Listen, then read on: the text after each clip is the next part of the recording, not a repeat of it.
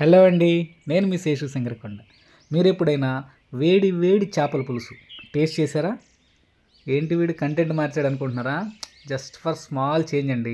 ఇప్పుడు పాటలు, comedy skits అవి ఇవి కాకుండా అన్నట్టు మర్చిపోయాను, 64 కళల్లో వంట చేయడం కూడా ఒక కళే కదా. అందుకనే జస్ట్ సరదాగా మీతోటి చేపల పులుసు ఎలా వండాలి అని షేర్ చేసుకుంటాను. చాలా బాగుందండి, నిజంగా నేనే చేశాను. చూడండి, మీకు కావాలని చూపిస్తాను. దీనికోసం 1 కేజీన్నర ఫ్రెష్ చేపలు తీసుకున్నాను. చాలా బాగున్నాయి, నీట్గా కడిగించేసాను అనమాట. నెక్స్ట్ ఇందులోకి ఒక పెద్ద నిమ్మకాయ సైజ్ అంతా చింతపండు తీసుకుని నానేసాను. ఈ ప్రాసెస్ అందరికీ తెలిసిందే అనుకోండి, కాకపోతే ఇంకా చూడండి, ఉల్లిపాయలు ఒక 4-5 వేసాను, పచ్చిమిర్చి, కరివేపాకు, అంతే. చాలా సింపుల్ అండి. కత్తి అలా మామూలుగా తీసుకోవచ్చు, అలా ఎగరేసి పట్టుకోవడంలో రీజన్ ఏం లేదు, జస్ట్ ఏదో ఫన్ కోసం.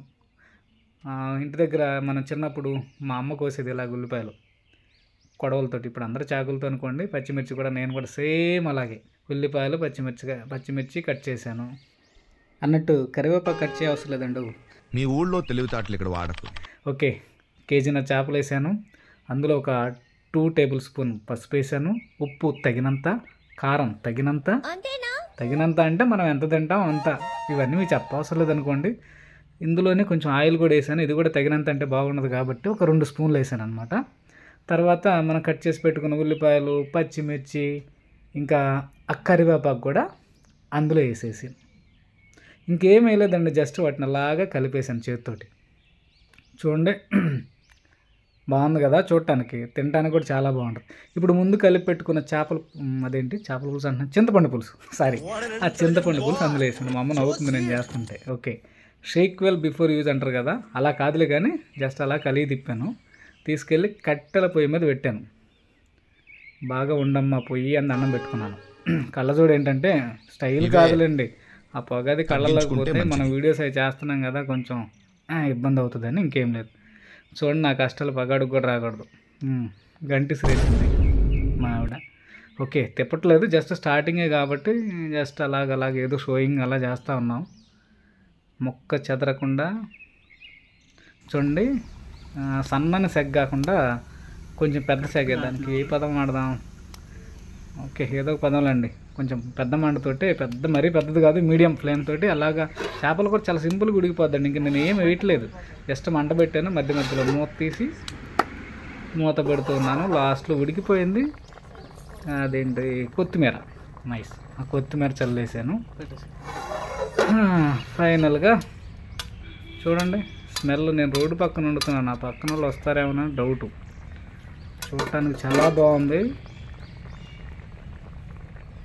మసిగుడ్డ ఇవ్వమంటే మా ఆవిడ చూడండి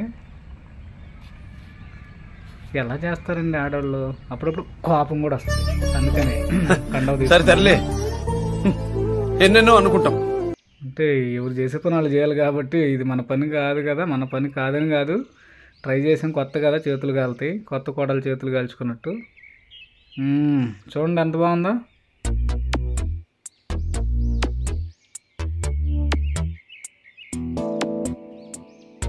చూస్తేనే తినాలనిపిస్తుంది. తినేద్దాం.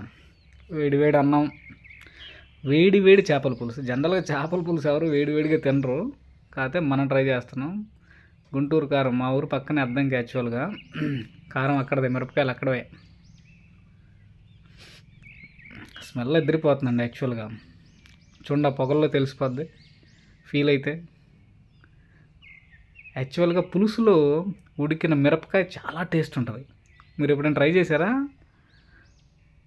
ఓకే, నూరు ఊరుతుందబ్బా, తినేసాను. కాలుతుంది, అదే ఆత్రం పెళ్ళి కొడుకు అన్నట్టు చేయి కాలుతుంది, కానీ తప్పదుగా ఆకలేస్తుంది. మనం చేసిన వంట మనమే తింటే పర్లేదంటావా? బాగుంది, నిజంగా బాగుందండి, చాలా బాగుంది. తర్వాత మా అమ్మకు కూడా తినిపించాను. చాలా ముక్క కూడా చాలా బాగా ఉడికింది, ముళ్ళు కూడా తక్కువ ఉన్నాయి, చాలా టేస్టీగా ఉంది. మీరు ఒకసారి ట్రై చేయండి. అన్నట్టు